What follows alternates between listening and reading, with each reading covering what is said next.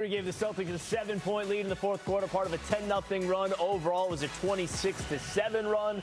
Charlotte was in front by 7 before the Celtics took advantage and took control going into the fourth quarter, and they get the win here, 113-102. Your final score. Tom Giles, Chris Forsberg with you here on Celtics Postgame Live.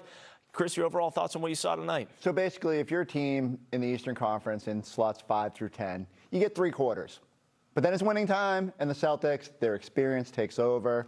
They lock in just a little bit more to a level that these teams cannot at this point. You can certainly see why teams like Charlotte would be frisky in the playoffs, and yet Celtics totally took away the three-point shot in the second half.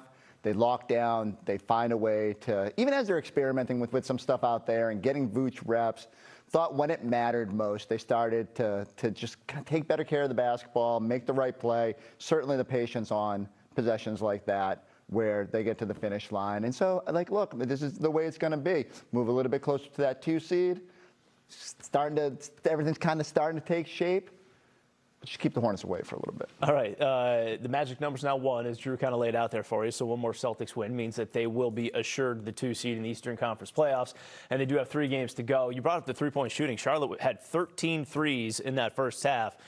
That allowed them to be up by 6 at the break. They had 3 in the second half, so it seemed like it felt like, anyways, a point of emphasis. The way it's going to be with Charlotte is that when they are flowing offensively like we saw in the first half, when LaMelo Ball is doing what he's doing, they're going to be a difficult team. And there are teams in the playoffs that they will stress. I keep saying it. Like, if they get a 1-8 matchup against Detroit, that's a team they can push a little bit. I don't know if they'll be able to really win that series, but they'll at least be a thorn in their side because of the way they can score the basketball. It's just there's still steps that they need to take in order to be a legitimate contender. And you can just see in the second half, when the Celtics were a little bit more engaged, when they were a little bit more alert to that three-point line, things got a lot more difficult for Charlotte. All right, Peyton Pritchard, meanwhile, finished with 12 points. He had 9 of those in the second half, and he is standing by with Abby Chin back at TD Garden.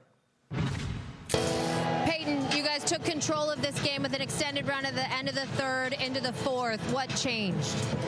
Just got a couple of stops, made some threes, really. That's we were just waiting to make our run, go on a little momentum, and close it out in the fourth. So it's a 4-quarter game. They got us in the first half, but then we come out ready in the second.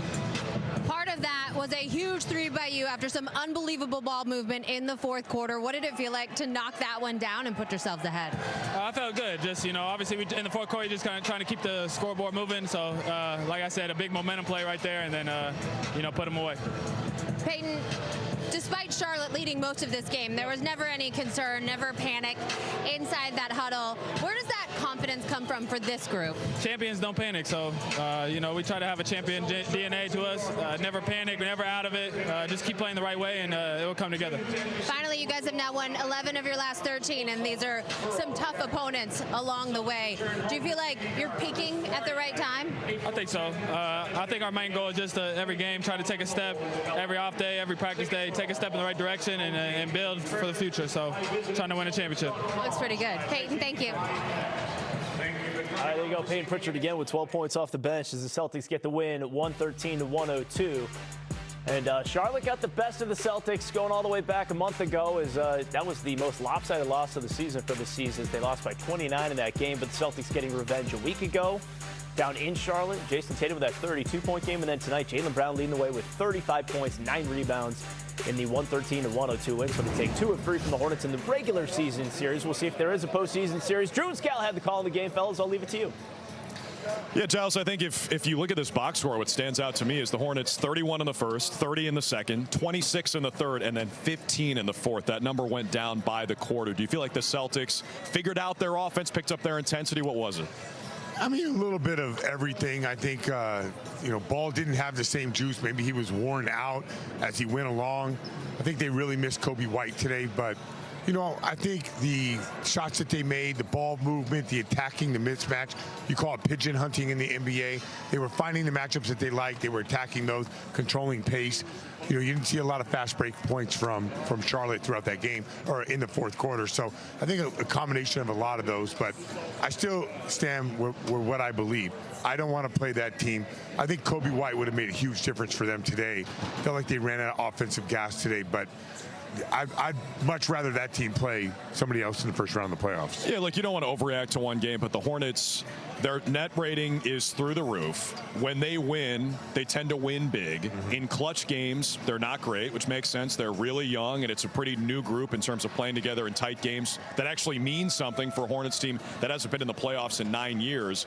We both expect that to change this season. But do you feel like the Celtics sort of proved to them what it's going to take for them to win playoff games tonight? Yeah, it could be a good lesson for them to learn about what play. It had a playoff intensity to it. The game did.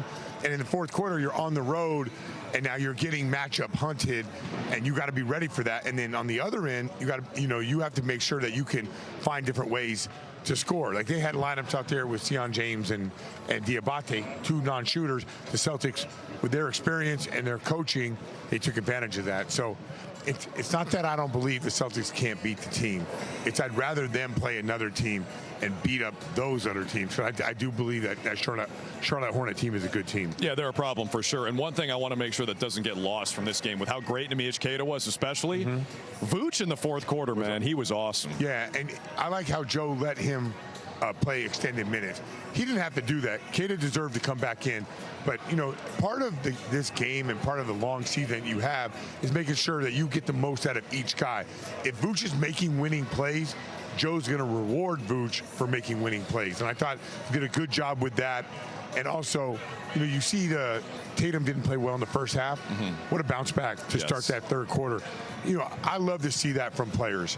When you know that they're like, man, I got to do better than this, and they come out and they make something happen. A good player says, no, that's unacceptable. My standards are higher than that. I'm not, I feel like the old Celtics were, hey, man, it's a make-miss league. Hey, man, there's a lot of shots. Hey, sometimes we make them, sometimes we miss. Hey, we got a lot of open looks. We just missed them. I don't feel like this team makes those excuses. I feel like they figure out ways to win games on a daily basis. Very impressive stuff from a very impressive team, Giles. For as well as Nemi played, though, might be getting an earful from Joe Mazzulla about that, letting LaMelo go. Oh, that was so funny. Hysterical. That was so funny. If we had a professional lip reader and we can break down the Zapruder film on this one, you would find a lot of B-rated TV mature. With a 10-point lead in less than a minute to go. We're going to get Max on that to break that down. All right, Drew Scout, thanks so much, fellas. Appreciate it. Celtics winning 113-102, 54-25. Now it's season high, 29 games above 500. Quick break. We're going to take a look at that big run between the third quarter, fourth quarter. We'll hear from Joe Mazzulla coming up as well on Celtics Postgame Live. Celtics Postgame Live is presented